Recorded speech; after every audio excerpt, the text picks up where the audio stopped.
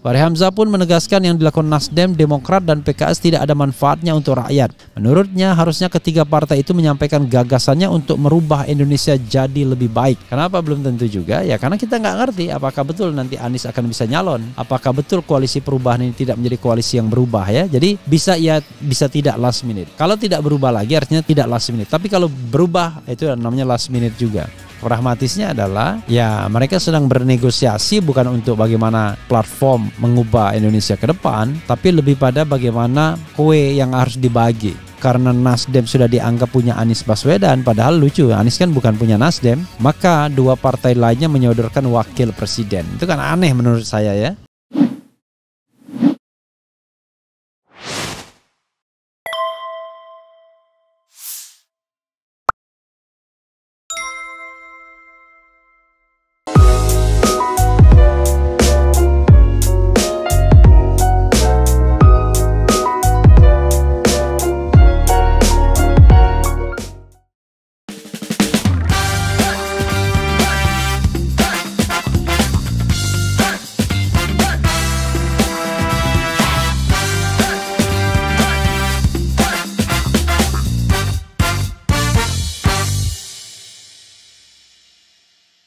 Assalamualaikum warahmatullahi wabarakatuh, Sobat RH sekalian. Jumpa lagi kita di channel yang keren ini, keren cadas ya Sobat semuanya. Sekarang kita akan bahas ya perdebatan antara Andi Malarangeng dengan Fahri Hamzah soal koalisi bohong-bohongan. Fahri Hamzah menuduh bahwa koalisi antara Nasdem, Demokrat, dan PKS itu koalisi bohong-bohongan. Orang bisa aja kumpul-kumpul ngomong apa dan lain sebagainya, nggak jelas katanya. Kalau jelas ya umumkan dong capres-cawapresnya, program penyelamatan negerinya apa ya, apa yang mau dilakukan dan lain sebagainya. Jadi ada manfaatnya bagi rakyat Indonesia ya, jangan tidak ada manfaatnya ya, tidak jelas manfaatnya sehingga rakyat merasa tentu tidak terlibat. Nah, itu perspektif dari Fahri Hamzah yang tentu saja dibantah oleh Andi Malarangeng. Apalagi Andi Malarangeng menyinggung-nyinggung bahwa partainya Fahri Hamzah tidak ikut dalam koalisi atau rencana koalisi tersebut. Oke lah, kita akan lihat ya seperti apa perdebatan tersebut dan nanti kita kasih bingkainya ya. Menarik juga, apalagi Andi Malarangeng menyinggung juga presidensial threshold. Itu makin menarik untuk dibahas atau diulas. Oke, coba kita bacakan Sobat Era sekalian ya, pelan-pelan ya. Jakarta, Wakil Ketua Umum Partai Gelora Fahri Hamzah berdebat dengan Sekretaris Majelis Tinggi Partai Demokrat Andi Malarangeng soal koalisi Partai Nasdem, Demokrat, dan PKS. Fahri menuding koalisi Nasdem, Demokrat, dan PKS dianggap bohong-bohongan. Pernyataan Fahri Hamzah ini disampaikan dalam acara Adu Perspektif Detikcom dengan tema "Jadi nggak jadi koalisi pendukung Anies" ya. Debat ini berawal dari pernyataan Andi Malarangeng terkait pihaknya yang terpaksa membangun koalisi lantaran wajib memenuhi presidensial threshold. Kita bahas di sini ya. Kalau presidensial threshold 0%, maka kami semua partai kemungkinan besar akan mengajukan kadernya sendiri atau ketumnya bahkan sebagai calon presiden. Kalau presidensial threshold mestinya 0% dengan situasi pemilu serentak antara pileg dan pilpres, tapi karena tidak, maka kita harus lakukan kompromi. Kami bertiga juga sadar bahwa sendirian nggak mungkin. Kursi kita kurang, begitu juga Nasdem, begitu juga PKS. Bertiga kita bisa mencalonkan dari tiga partai. Kan kita begitu juga PKS bertiga kita bisa mencalonkan, kan dari tiga partai ini hanya bisa satu capres dan satu cawapres, kata Andi Malarangeng dalam acara Adu Perspektif ya, seperti disiarkan di YouTube Detikcom. Andi Malarangeng juga menyebut kondisi serupa dialami koalisi Gerindra dan PKB. Dia menyebut hanya PDIP yang bisa bebas memilih capres dan cawapres untuk 2024. Kalau di PDIP sendirian nggak perlu pakai siapa-siapa, sendirian bisa sendiri. Nah, kami harus bertiga karena itu harus kompromi dalam situasi sekarang ini. Betul juga kata Gus Coy, Effendi Khairi, secara saintifik kita bisa ukur kekuatan masing-masing untuk capres siapa paling layak, dan untuk cawapres metode sama bisa kita lihat cawapres, kemudian kita bisa dapatkan capres dan cawapres yang kuat yang bisa menang, mencalonkan yang nggak bisa menang untuk apa juga ucapnya ya. Oke, kita berhenti sedikit di sini ya, saudara sekalian. Andi Malarangeng mempersoalkan presidensial threshold. Nah, itu juga yang saya sesalkan dengan Partai Demokrat. Kenapa Partai Demokrat ketika berkuasa tidak menghapuskan presidensial threshold? Padahal SBY bisa saja melobi koalisinya untuk hapusnya presidensial threshold. Kenapa? Karena mereka yakin mereka akan bisa menjadi partai yang bisa memenuhi presidensial threshold. Jadi jangan lupa sobat era sekalian, presidensial threshold itu pertama kali di introduksi ya, diperkenalkan dalam Pilpres 2004, Pilpres langsung pertama. Pada waktu itu undang-undang politik ya, undang-undang tentang pemilihan presiden dan wakil presiden, yaitu Undang-Undang Nomor 23 tahun 2003, itu mengatur presidensial threshold itu 15% kursi dan 20% suara. Tapi karena itu adalah pilpres pertama, digunakan pasal peralihan 3% kursi atau 5% suara cukup. Akibatnya, maka semua partai yang ada calon jagoannya itu bisa mengajukan calon presiden. Termasuk Partai Golkar yang mengadakan konvensi dengan pemenangnya Wiranto. Termasuk juga Amin Rais, kemudian termasuk juga SBY tentunya yang cuma 7%. Maka alhasil ada 5 calon presiden dengan pasangannya masing-masing, yaitu SBY JK, kemudian Megawati Hashim Muzadi, kemudian Wiranto Salahuddin Wahid, kemudian 4 Amin Rais dan Siswono Yudhohusodo, dan kelima Hamzahas dan Agum Gumelar. Pada putaran pertama, peringkat pertamanya adalah SBJK dan kedua adalah Mega Hashim. Maka diadakan putaran kedua dan akhirnya dimenangkan SBJK yang bukan incumbent. Jadi sobat era sekalian, itu pertama kali pemilihan presiden. Tapi pada pemilu 2009 dikerjain partai-partai menengah kecil ini oleh partai terbesar yaitu Golkar. Karena Golkar pemenang pemilu 2004 dan PDIP nomor 2 pada waktu itu. Jadi yang terjadi apa? Yang terjadi adalah presidensial threshold mau dibesarkan, tidak 15-20% lagi sebagaimana pasal yang belum diterapkan, tetapi lebih besar dari itu. Bahkan Golkar menyebut angka 30-35% melalui ketua pansus waktu itu Ferry Mursidan Baldan. PDIP diam-diam menyetujui presidensial threshold sampai 20, 30 atau 35% tersebut karena mereka juga diuntungkan sebagai partai besar. Dan pada waktu itu ada semacam main mata ya, kode-kodean antara JK dan Megawati untuk menyingkirkan Demokrat dan SBY. Makanya saya pernah menulis dan SBY pun menang, tapi titik-titik menangis karena diperkirakan dia tidak akan bisa menggalang partai-partai untuk maju. Tetapi yang ternyata apa yang terjadi? Hasil Pilpres 2009 ternyata mengonfirmasikan satu-satunya partai yang bisa maju sendirian tanpa harus ikut berkoalisi adalah Partai Demokrat dengan 26% kursi. Jadi melebihi ambang batas 20%. Megawati kelimpungan sampai hari-hari terakhir karena dia itu tidak bisa memenuhi kursinya, sementara mitra koalisinya sama alotnya yaitu Prabowo. Akhirnya Prabowo mengalah, ada perjanjian batu tulis, yaitu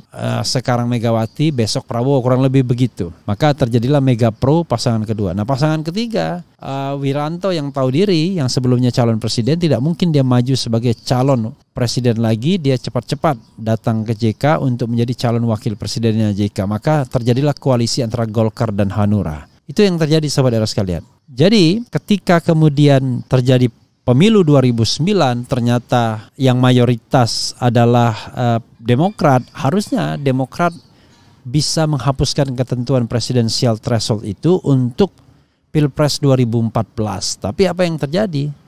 mereka tidak berinisiatif menghapuskan itu karena mereka berpikir mereka akan tetap menjadi partai besar. Itu soalnya. Tapi yang terjadi apa? Demokrat ketika mengadakan konvensi, dia tidak bisa mengajukan calon presiden sendiri walaupun ada 9 orang peserta konvensi, termasuk Dahlan Iskan, Anies Baswedan, kemudian ketua DPD, kemudian ada juga adiknya Gita Wirjawan, kemudian adiknya Ani Yudhoyono, kemudian Dino Patijalal. Jadi mereka-mereka itu kemudian percuma saja, seperti hanya sekedar melakukan kampanye gratis kepada Demokrat, tapi Demokrat sendiri gagal untuk menjadi partai besar kembali. Perolehan suaranya melorot antara lain karena kasus-kasus korupsi, ya. Mereka dalam tanda kutip diembat KPK, dan KPK independen pada waktu itu, ya. Beberapa petinggi Partai Demokrat kena masalah. Andi Malarangeng termasuk di dalamnya, ada Anas Urbaningrum, ada juga Angelina Sondak, sehingga terkenal katakan tidak pada korupsi, kemudian diplesetkan menjadi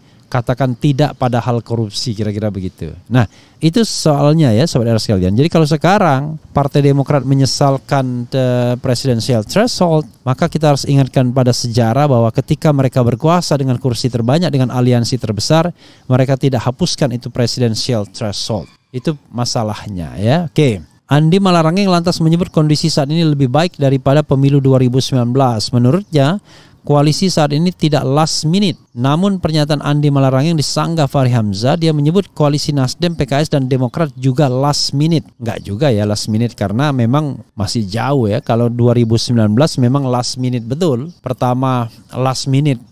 Sebenarnya begini, 2019 itu koalisinya tidak last minute dalam pengertian kalau kita kaitkan dengan koalisi pendukung Jokowi. Dari awal koalisi pendukung Jokowi jelas last minute-nya hanya di wakil presidennya. Tapi dulu tidak seribet sekarang, karena sepertinya wakil presiden itu hanya urusan 3 orang saja. Urusan Jokowi, urusan LBP, dan urusan Megawati Soekarno Putri. Kira-kira begitulah. Kenapa kemudian Mahfud bergeser menjadi Maruf Amin, kira-kira urusan 3 orang itu saja, kira-kira begitu. Nah, sobat era sekalian, dan jadi last minute-nya itu pergantian. Tetapi koalisi satunya, koalisi yang last minute, karena mereka bingung. Ada Gerindra, ada PKS, ada Demokrat, dan ada PAN yang tersisa di luar pemerintahan. Mereka hanya bisa bikin satu pasangan. Nah, makanya terakhir kemudian akhirnya Gerindra bisa didukung oleh PKS dan bisa didukung oleh PAN. Tapi Demokrat tidak ikut-ikutan karena lagi-lagi mereka menginginkan AHY yang baru 40 tahun ya untuk menjadi calon wakil presiden mendampingi Prabowo ya. Tetapi kemudian ada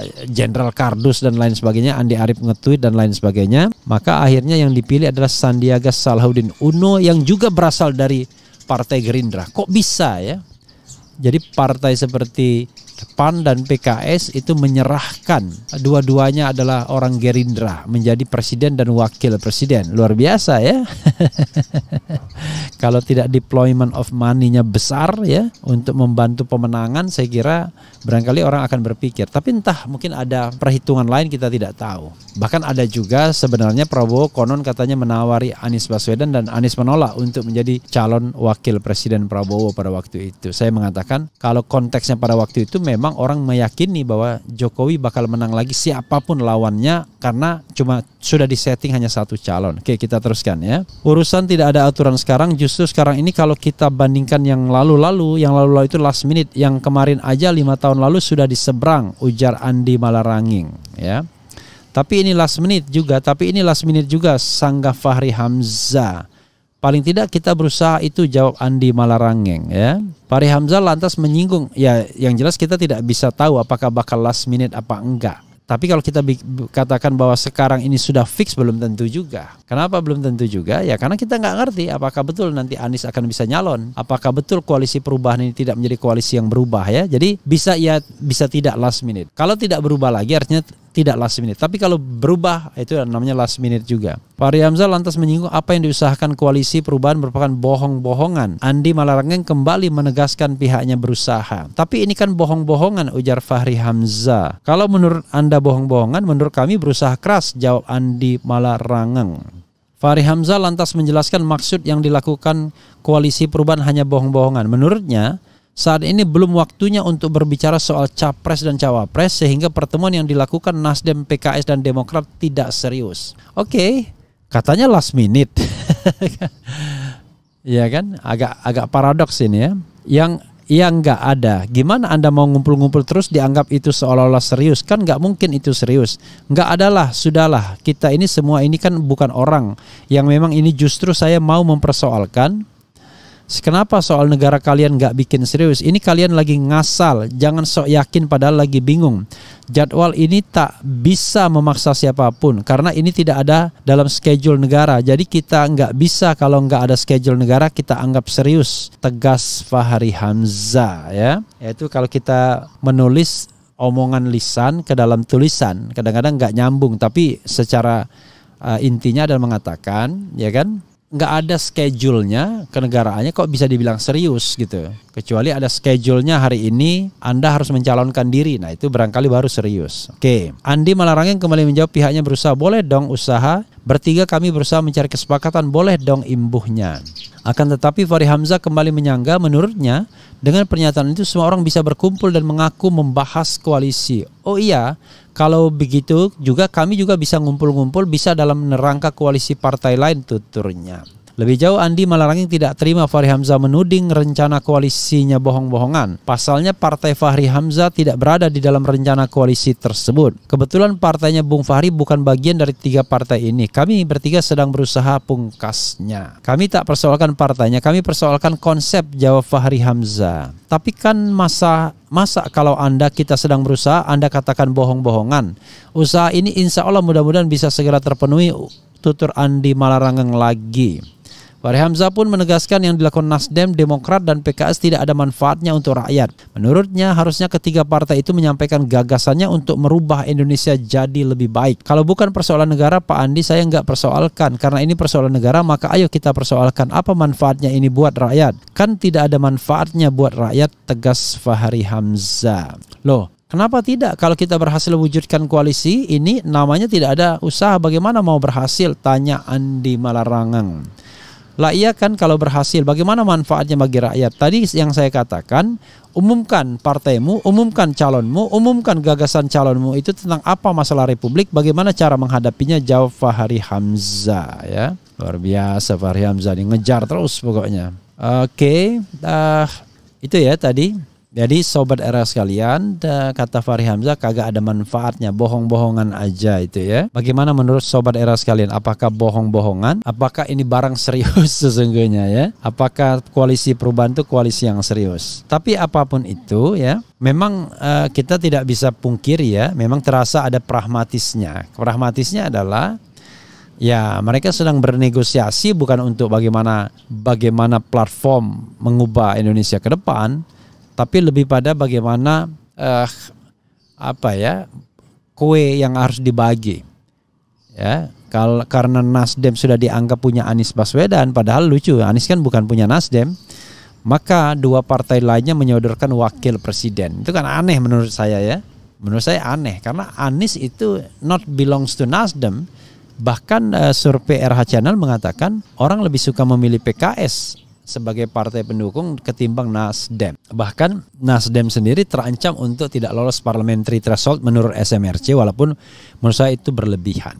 Jadi sahabat era sekalian, Anies not belongs to Nasdem actually. Karena itu Demokrat dan PKS ya harusnya legowo, harusnya mengatakan bagi kami whoever the vice president become the vice president itu tidak jadi masalah. Bahkan kalau bila perlu mereka mengatakan calon wakil presidennya tidak perlu dari ketiga partai koalisi ini, serahkan kepada Anies Baswedan. Kalau mereka mau dari tiga partai koalisi, monggo. Kalau tidak, tidak. Jadi sekarang ini lucu kan? Seolah-olah Nasdem sudah ada Anies, karena itu vice presidennya harus dari Demokrat atau dari PKS.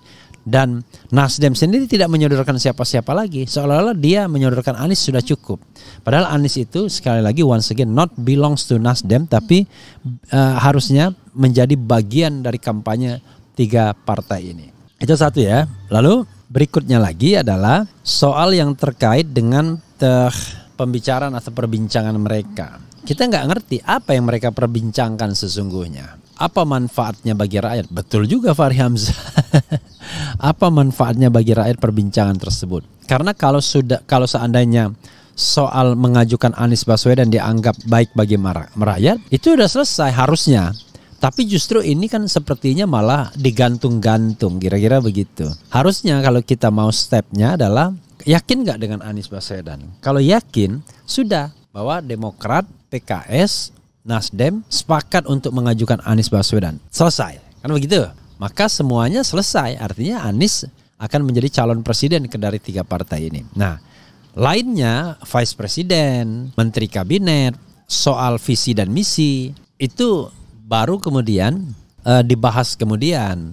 Kalau tidak yakin dari awal ya susah. Karena apa? Kalau tidak Anies maka koalisi ini pasti bubar. Itu masalahnya, ya kan? Koalisi ini pasti bubar. Atau something happen to Anies, koalisi ini pasti bubar. Padahal isunya Anies masih mau dipatahkan kakinya juga, kira-kira begitu. Tapi dalam konteks ini tidak ada yang salah, tidak ada yang benar. Kalau saya hanya menyesalkan kenapa Partai Demokrat tidak mau menghilangkan presidensial threshold ketika mereka berkuasa antara 2009 sampai 2014 dan mereka memiliki kursi atau koalisi terbesar di DPR, ataupun kalaupun tidak bisa, SBY bisa mengeluarkan Perpu harusnya. Sehingga nanti rakyat yang akan mendukung Perpu tersebut. Oke. Dan sekali lagi ternyata putusan MK pun yang tidak eksplisit pada waktu itu menghapuskan presidensial threshold itu tiba-tiba disimpangi oleh DPR. MK benarkan lagi penyimpangan tersebut. Padahal maksud pemilu serentak itu adalah presidensial threshold hilang, kan begitu. Tapi ternyata MK pelihara lagi ya. Betul-betul oligarki kuat sekali mempengaruhi MK. Oke. Kita bacakan ya komentar beberapa Sobat Era terkait dengan isu ini. Oke. Bang, itu belangkonnya kujang dan macannya sablonan atau bordiran? Bordiran ini, bukan sablonan, bordiran. Bordiran ya. Karena ini dikasih oleh siapa namanya? Yayat Sudrajat ya. Bang, bahas asal mula presidensial threshold, siapa DPR yang meloloskannya? Kan sudah saya bahas ya, baru aja ya. Assalamualaikum Pak RH, mau tanya dong, kenapa akhirnya ini nggak ada kabar Babe Haikal kemana ya? Mana saya tahu. Saya berhubungan sama Babe Haikal juga tidak, ya kan? Babe Haikal lagi cari cuan buat bisa bayar tol, maksudnya nggak ngerti ya. Mudah-mudahan tahun 2024 nggak ada lagi pesta partai, amin. Moga negara nggak keluarin uang buat pesta. Oke, maksudnya apa nggak jelas ini.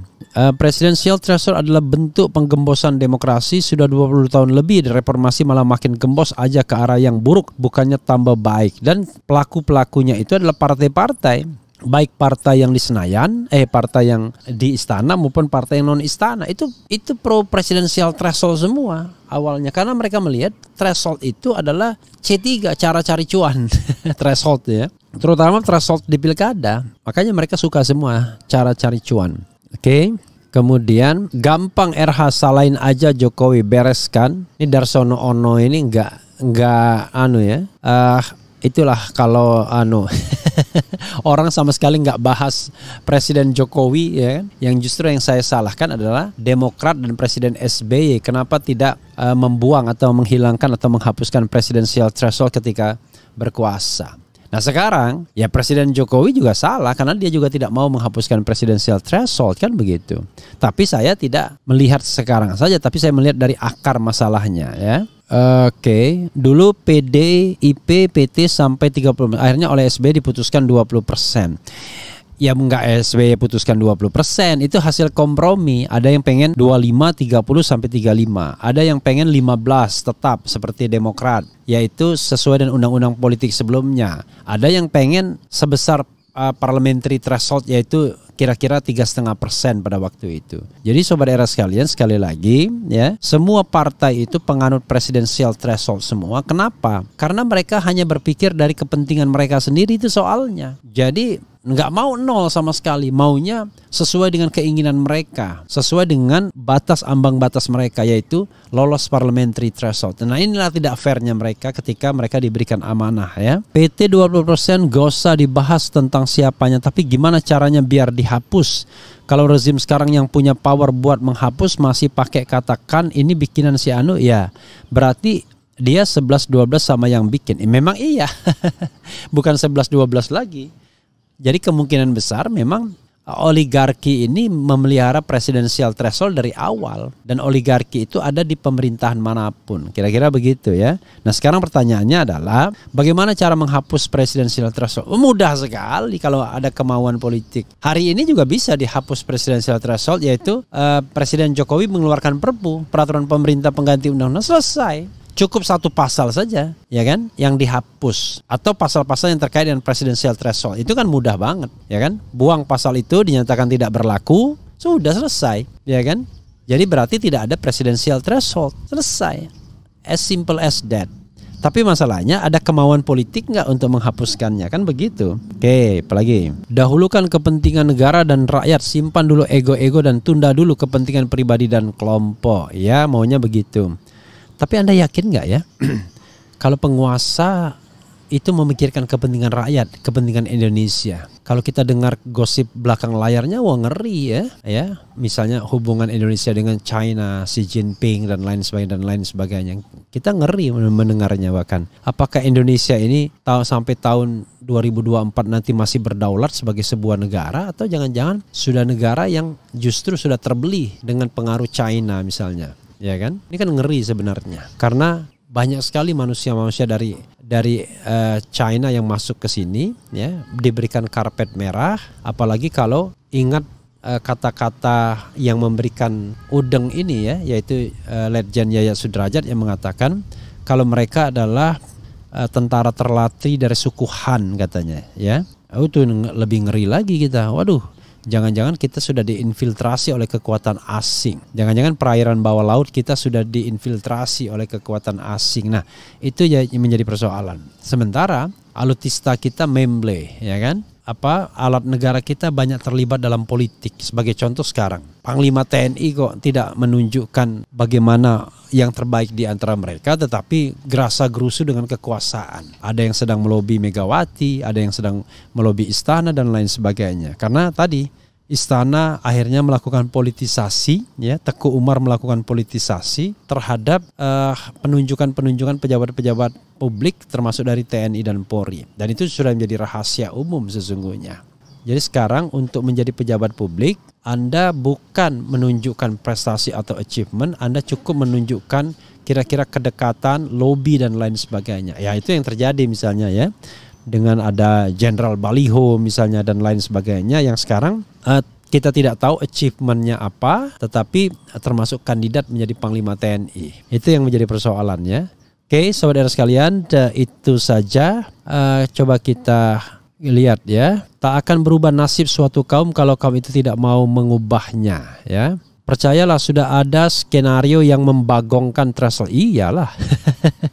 Threshold itu tetap akan terus dipertahankan, karena itu adalah cara oligarki untuk menentukan siapa yang menjadi calon presiden dan calon wakil presiden, dan dikontrol oleh oligarki atau kekuatan elit, ya. Baik di elit politik maupun elit ekonomi.